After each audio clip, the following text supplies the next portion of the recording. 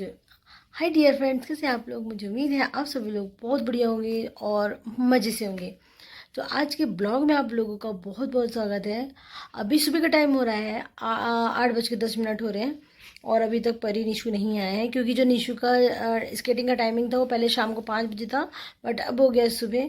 और परी के जो ट्यूशन थे वो भी दोनों सुबह हो गए हैं। तो दोनों को मतलब ये सब चीज़ें करने में बहुत टाइम लगने वाला है। तो बच्चे तो वैसे 5:45 से निकले हुए हैं। परी चली गई थी 5:45 और निशु को मतलब थोड़ा सा लेट जाना था, 7 बजे जाना था, तो इसलिए आराम से उठा था, तो कोई दिक्कत नहीं हुई। पर तब भी बच्चों के हिसाब से और छुट्टियां चल रही ना, उस हिसाब से बहुत ज़्यादा था। चलो कोई बात नहीं। तो अब भी ना मैं इन लोगों का इंतज़ार कर रही हूँ कि लोग आ जाएंगे, उसके बाद नाश्ता करेंगे। तो उसके बाद आज मुझे करना है बहुत सारा काम। कोशिश कर रही हूँ कि हो जाए, अब नहीं होता है तो मैं सोच रही हूँ कि वो मम्मी के पास ही ले जाऊँ, क्योंकि मुझे लगता है ना, मेरा अगर कोई भी ऐसा कुछ कपड़ा है जिसमें ज़रा सा भी चांस होता है ना, वो मम्मी पता नहीं कैसे मतलब सही कर देती है कि वो मेरे पहनने लायक हो जाता है। तो आज मैं कोशिश करूँगी, क्योंकि क्या होता है, रेयन के जो कपड़े होते हैं ना, वो चाहे कितना भी फिटिंग के ले लो, थोड़े दिनों बाद जैसे वो वॉश करो वो सब श्रिंक हो जाते हैं।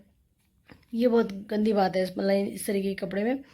तो अभी वही काम शुरू होगा करने के लिए, पूरा दिन ऐसे ही होने वाला है। और क्या क्या होगा वो आप लोग पूरे ब्लॉग में देखना। फ्रेंड्स, अगर ब्लॉग पसंद आते हैं तो वीडियो को लाइक और शेयर करना, चैनल को सब्सक्राइब करना, साथ में बेल आइकन प्रेस करना, ताकि नए नए वीडियो की नोटिफिकेशन मिलती रहे।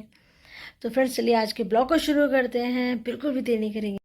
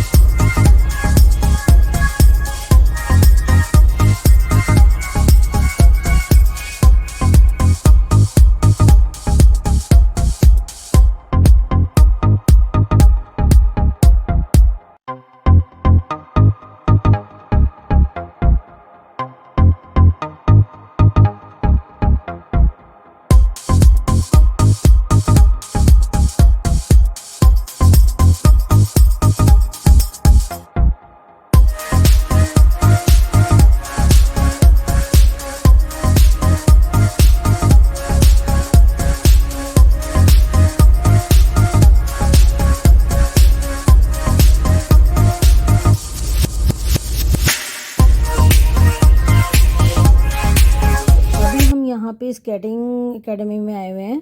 और जब भी कभी प्रांजल की मतलब जो भी क्लासेस वगैरह ये लगती हैं स्केटिंग वाली, अगर सर मतलब छुट्टी करते हैं किसी वजह से या किसी कंपटीशन वगैरह में चले जाते हैं बच्चों को लेके, तो जो बच्चे सीख रहे होते हैं या नहीं गए होते हैं तो उनको वो डबल क्लासेस लगा देते हैं, सुबह और शाम की लगा देते हैं, मतलब एडजस्ट कर देते हैं। तो ये बात बहुत अच्छी लगती है कि वो मतलब पेरेंट्स को भी समझते हैं कि कितनी मुश्किल से मतलब पेरेंट्स यहाँ आते हैं छोड़ने और कितना टाइम लगाते हैं, तो उनकी भी फीलिंग को समझना चाहिए कि छुट्टियाँ ना करी जाएँ।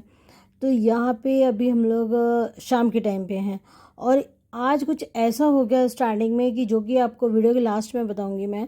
तो यकीन मानिए मतलब बहुत डर गए हम लोग। और आप देख सकते हैं कि यहाँ पे जो कंपटीशन हुआ था उसमें कई सारे बच्चे गोल्ड लेकर आए थे, सिल्वर ब्रॉन्ज वगैरह सब लेकर आए थे।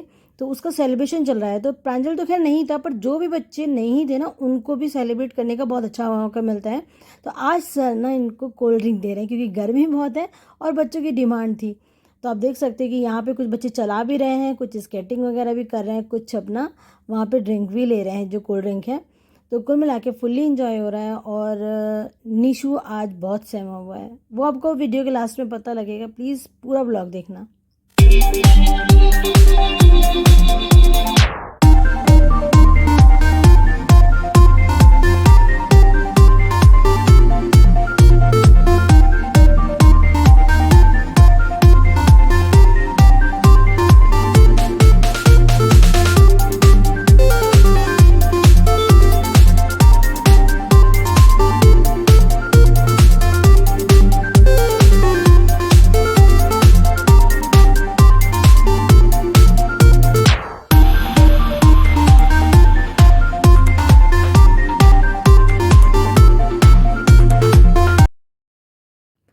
यहाँ पे भी शाम की चाय चल रही है और बच्चे दूध लेते हैं।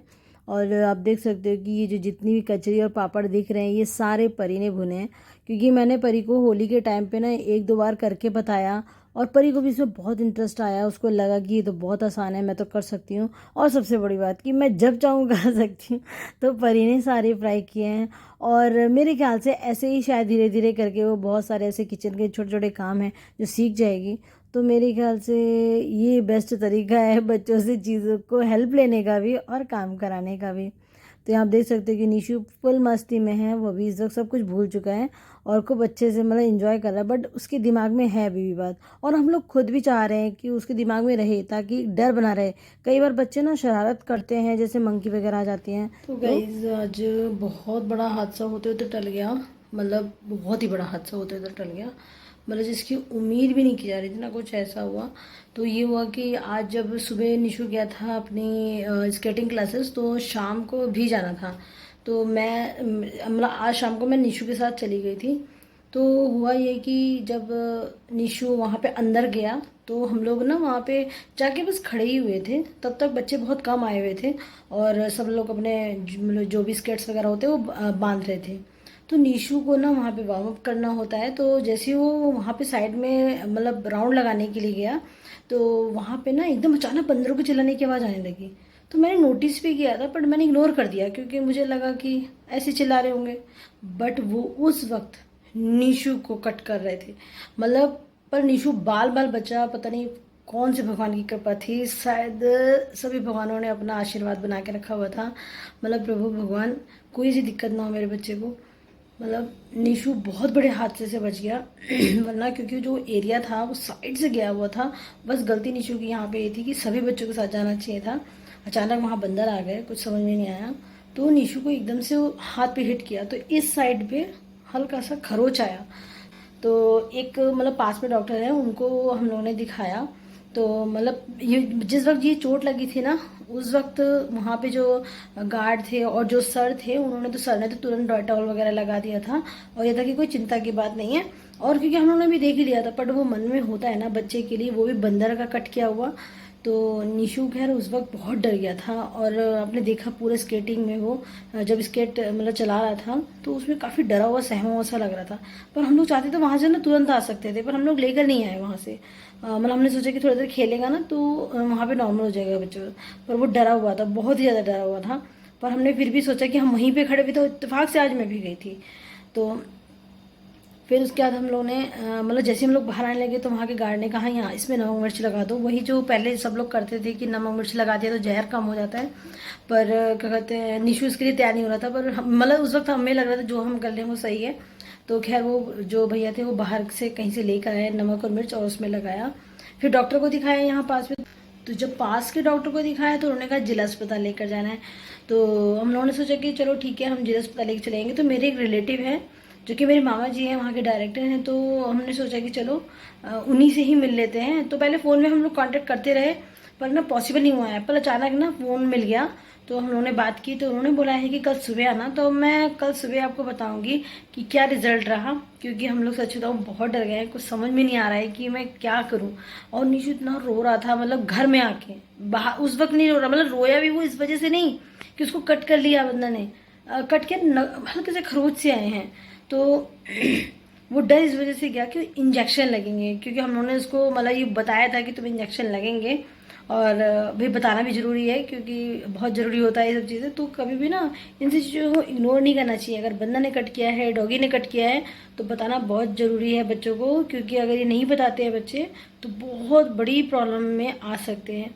तो अब हम लोग कल जाएंगे डॉक्टर के पास, उसके अलावा देखेंगे कि क्या होता है। तो लगता वो होता ही ना कि जब अपने बच्चे को ज़रा से भी दुख तकलीफ हो तो एक माँ का दिल क्या हो जाता है। मतलब पिता तो कितना कंट्रोल करते हैं अपनी चीज़ों को, मतलब देख के भी ना अपने को स्ट्रॉन्ग करते हैं, वरना जैसे माँ का दिल वैसे पिता का भी दिल ही होता है। तब हम लोग कल जाएंगे डॉक्टर के यहाँ। और अभी निशु सो गया है, डरा हुआ बहुत था, पर तो एक दो बातें बताई उसको, थोड़ा सा एग्जाम्पल दिया इधर उधर का, तो फाइनली नॉर्मल हो गया। स्केटिंग का और साइकिल चलाने का लालच दिया तो अभी नॉर्मल है वो, पर फिर भी वो डरा हुआ है। तो अभी हम लोग कल जाते हैं, उसका फिर मैं बताऊंगी कि कल क्या हुआ और क्या कहा डॉक्टर ने।